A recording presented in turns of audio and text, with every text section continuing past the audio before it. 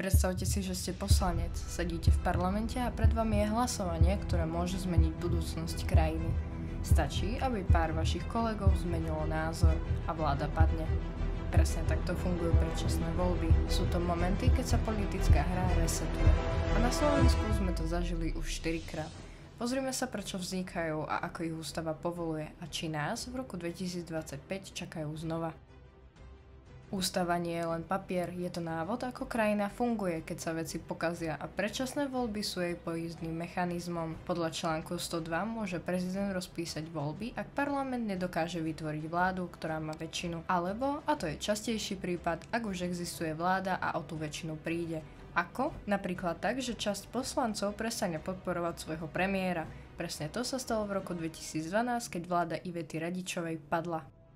Téma predčasných volieb bola aj v referende v roku 2023. Jeho súčasťou boli dve otázky. Súhlasíte s tým, že vláda Slovenskej republiky má bezodkladne podať demisiu? Súhlasíte s tým, že predčasné skončenie volebného obdobia Národnej rady Slovenskej republiky je možné uskutočniť referendum alebo uznesením Národnej rady Slovenskej republiky, a to zmenou Ústavy Slovenskej republiky? Ale keďže referendum inscenoval Smer, tak sa naň ľudia nehrnuli, čož je škoda. Inak by sme dnes mohli spustiť predčasné voľby vypísaním petície a následne referendum. Na to, aby referendum bolo platné, sa ho musí zúčastniť viac ako 50% občanov s volebným právom, ale na tom referende sa zúčastnilo len 27,25%. Tí, čo ste sa nezúčastnili na referende 2023, sa môžete podľapkať po chrbte. Dnes má vláda Roberta Fica 79 poslancov. Stačí, aby 4 z nich povedali dosť a väčšina je preč. Ako k tomu môže dojsť?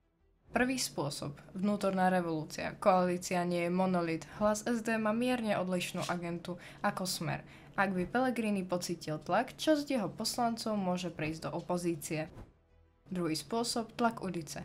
V roku 2018 stačilo 50 000 ľudí, aby vláda padla. Ak by dnes prišiel kontroverzný zákon, napríklad o kontrole súdov, protesty môžu byť opäť spúšťačom. Čo sa stane, keď vláda stratí dôveru? Nie je to ako vo filmoch. Žiadny okamžitý chaos. Ústava dáva 30 dní na pokus o záchranu. Prezident Peter Pellegrini by najprv oslovil lídrov strán s otázkou: dokážete zostaviť novú vládu? Ak by sa nezhodli, príde fáza 2. Rozpustenie parlamentu a potom voľby do 90 dní. Kedy by to bolo? Ak by vláda padla v marci 2025, voľby by boli v júni, ak v októbri, až v januári 2026. A potom buď by vyhral Smer znova, alebo by príbeh začal odznova. Dnes je šanca na ne v roku 2025 asi 50/50.